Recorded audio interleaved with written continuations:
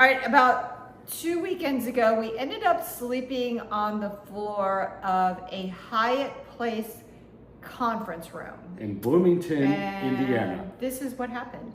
Hi, we're Crystal and Patrick. And we are based in Tampa, and we fly standby, and so we only get seats if it's available. And welcome to Inefficient Flyers. So we were going into Bloomington for our niece's graduation at IU. Congratulations. But anyway, so we have to fly Tampa to Indianapolis and then drive It was about an hour. Okay. Yeah.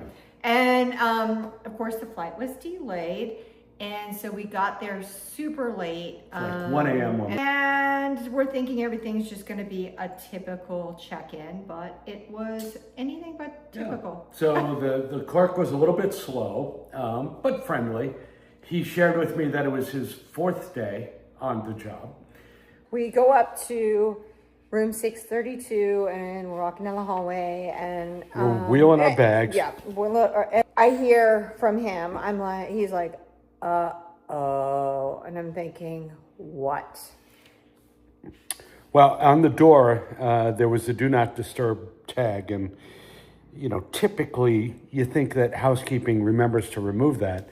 So right away I was concerned that there might be somebody occupying the room. I look at it when he shows it to me and I'm thinking, oh, there's no uh-oh here.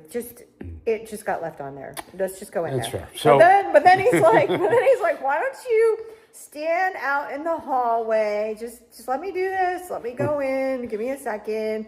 And so he tentatively.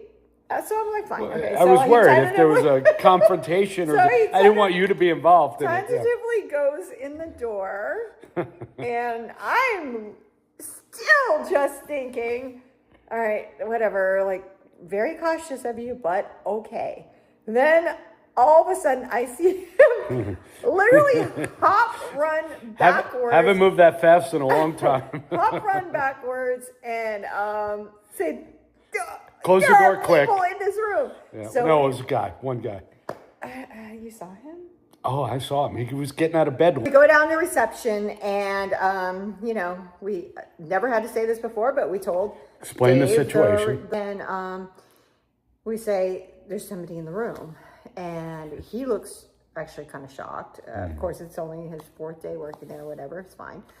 He's also a student, I think, so it's fine. He's a student at the university. He's trying his best.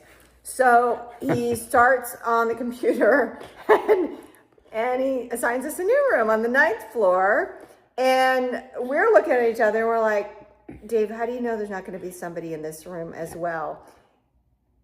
And the way he responded, it didn't exude confidence. He kind of tentatively gave us the keys. I kind of felt like he looked at us like we were being overly cautious, like, come on, this is not going to happen again. Yeah, so, and then he caught on that we were nervous, so he decided to escort us up to the room and check to make sure it was empty. So we go up to the room with Dave, and we're standing there. He's knocking really hard on the door, and nothing happens. And he looks at us, and he's like, told ya, it's fine. All of a sudden, we hear a woman's voice behind the door, very tired, and saying, who's there? And he says, everything's fine, it's just the front desk. And then we all hurriedly go back down to the lobby. Honestly, I don't even know what to think at this point. So I was encouraging him to find us another room, but he was doing a whole bunch of typing, and after about 10 minutes of searching different things, he said, there aren't any rooms, sorry. And it's 2 a.m. now or so, and we're in Bloomington, Indiana, and I'm like, okay, is there a relationship with another hotel that you could protect us? Again, it was his 4th day, so he had no idea how to do that. He just couldn't give us another room, and there wasn't anything in the Hyatt Place that was available. And while he's doing that, I'm kind of like seeing where this is going, and I'm sort of like pacing, right? So I'm pacing the lobby. I walk down the hallway, and I noticed that there is a perfectly nice big conference room down the hallway, and I'm thinking, actually, I don't know what I'm thinking at that point. I'm just exhausted. Keep in mind, we just got off of a accidental 34-day trip, which is another story. But so I say, Dave, we're going to go ahead and take this conference room. And so all he does is he goes from the computer and he goes, are you going to need some pillows and blankets? And I said, absolutely. And so this is what happened. Gonna close our hotel room door here.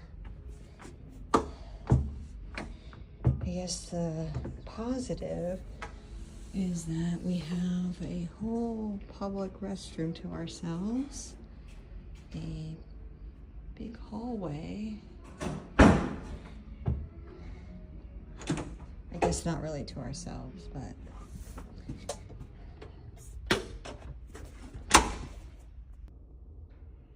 I don't know, maybe there's a cot behind here. I'm not really sure.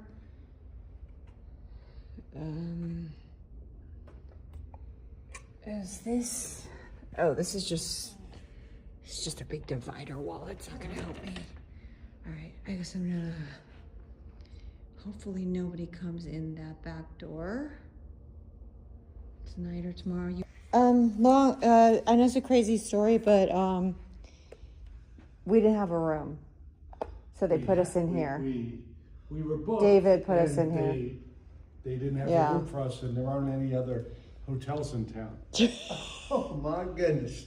So do you know how to turn the lights out? Or can you get David to help us? Yeah, David. I guess I can walk up. Okay, thank you. What's your name? Julie. Okay, all right, thank you.